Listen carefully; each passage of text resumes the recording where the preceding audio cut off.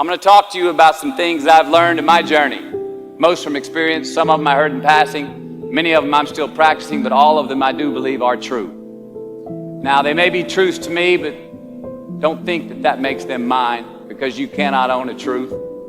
So please think of these as signposts, approaches, paradigms that give some science to satisfaction.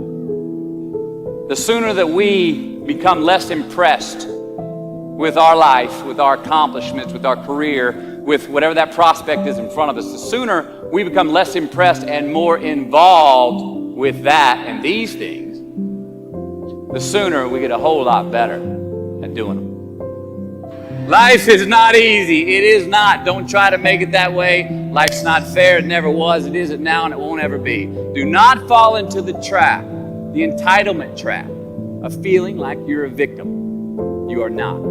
Get over it and get on with it. And yes, most things are more rewarding when you break a sweat to get them. Unbelievable is the stupidest word in the dictionary. Should never come out of our mouths. Think about it. To say, oh wow, what an unbelievable play. It was an unbelievable book, an unbelievable film, an unbelievable act of courage. Really? It may be spectacular, it may be phenomenal, most excellent or outstanding, but unbelievable? Give others and yourself more credit. It just happened. You witnessed it. You just did it. Believe it. What about the other side of unbelievable? You know, that side when we humans underperform or act out of our best character. Millions die from diseases every day that we have cures for. Bob the Builder swears that he's going to have your house built by Thanksgiving, and you can't move in until Christmas the next year. Our best friends lied to us, and we lie to ourselves all the time. Unbelievable? I don't think so. Again, it just happens, and it happens every day. Nothing that we Homo sapien earthlings do is unbelievable. And if there's one thing you can depend on people being, it's people. So we shouldn't be surprised. We, us, are the trickiest mammals walking the planet. I'm not worried about the monkeys. I'm worried about you and me. So acknowledge the acts of greatness as real, and do not be naive about mankind's capacity for evil, nor be in denial of our own shortcomings. Happiness is an emotional response to an outcome. If I win, I will be happy. If I don't, I won't. It's an if-then, cause and effect, quid pro quo standard that we cannot sustain because we immediately raise it every time we attain it. You see, happiness demands a certain outcome. It is result reliant. And I say, if happiness is what you're after, then you're going to be let down frequently, and you're going to be unhappy much of your time.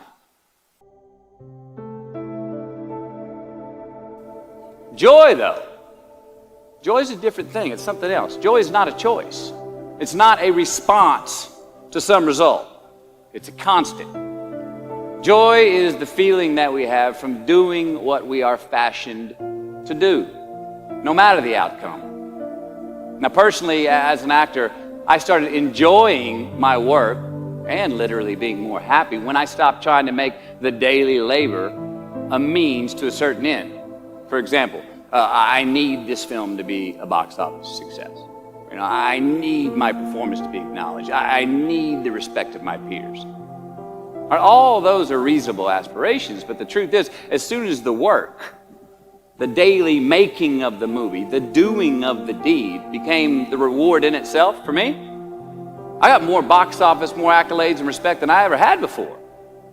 See, joy is always in process. It's under construction. It is in constant approach, alive and well in the doing of what we're fashioned to do and enjoying it. Define success for yourself. So I asked the question, what does your college degree mean? But what's it worth? In the job market, out there today, we know the market for college graduates is more competitive now than ever. Now, some of you already have a job lined up. You've got a path where today's job is going to become tomorrow's career. But for most of you, the future is probably still pretty fuzzy. You don't have that job that directly reflects the degree you just got. Many of you don't even have a job at all. Think about it. You've just completed your scholastic educational curriculum in life, the one that you started when you were 5 years old in kindergarten, up until now, and your future may not be any more clear than it was 5 years ago. You don't have the answers, and it's probably pretty damn scary. And I say that's okay.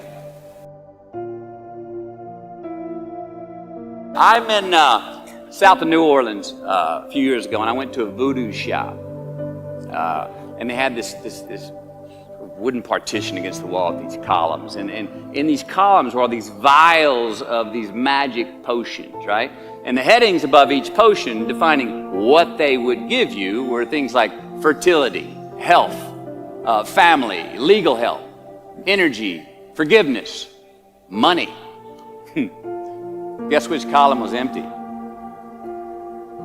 Money. Let's admit it. Money is king today. It's what makes the world go round. It is success. The more we have, the more successful we are, right? Now, I would argue that our cultural values have even been financialized. Humility is not in vogue anymore. It's too passive. It's a get rich quick on the internet, richest 15 minutes of fame world that we live in, and we see it every day. But we all want to succeed, right? So the question that we got to ask ourselves is, what success is to us? What success is to you? Is it more money? That's fine. I got nothing against money. I don't. Maybe it's a healthy family. Maybe it's a happy marriage. Maybe it's to help others, to be famous, to be spiritually sound, to leave the world a little bit better place than you found it. Continue to ask yourself that question. Now, your answer may change over time, and that's fine. But do yourself this favor. Whatever your answer is, don't choose anything that will jeopardize your soul.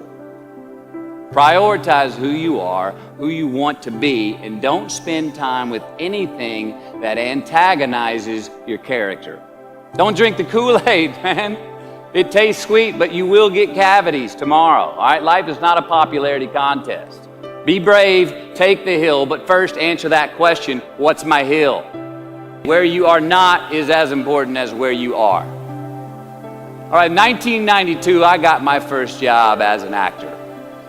3 lines, 3 days work in a film called Dazed and Confused. It is just as important where we are not as it is where we are. Look, the first step that leads to our identity in life is usually not, I know who I am. I know who I am. That's not the first step. The first step's usually, I know who I am not. Process of elimination. Defining ourselves by what we are not is the first step that leads us to really knowing who we are.